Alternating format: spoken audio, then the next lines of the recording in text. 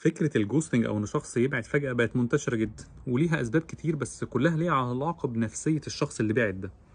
ومش مطالب نقعد ندوّر أو نفكّر كتير هو ليه عمل كده، لإنه الموضوع متشعّب مش هنقدر نمسك في حاجة واحدة بس، قد يكون ليها علاقة بإن هو شخص متردد، قد يكون ليها علاقة بخوفه من التزام، قد يكون ليها علاقة بإنه ما بيعرفش يواجه وما يعرفش يتكلم كده مع حد ويقول له أنا هابعد ليه، ليها أسباب كتير أوي،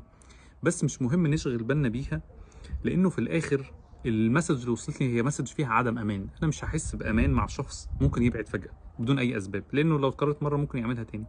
ففكره ان هو يرجع ولا لا، ممكن يرجع وممكن ما يرجعش، بس لو رجع محتاجين نسال هو بعد ليه، ما يبقاش موقف عدى، وهل ده ممكن يتكرر تاني ولا لا، وهل هقدر انا احس بامان مع نوعيه الاشخاص دي ولا لا. ممكن يرجع، بس هو هنا مهم قوي انه ايه المسج اللي وصلت لي من العلاقه دي او من الطريقه دي، وهل هي طريقه مقبوله بالنسبه لي ولا لا. فده اللي مهم اركز فيه اكتر من ان هو بعد ليه، وانه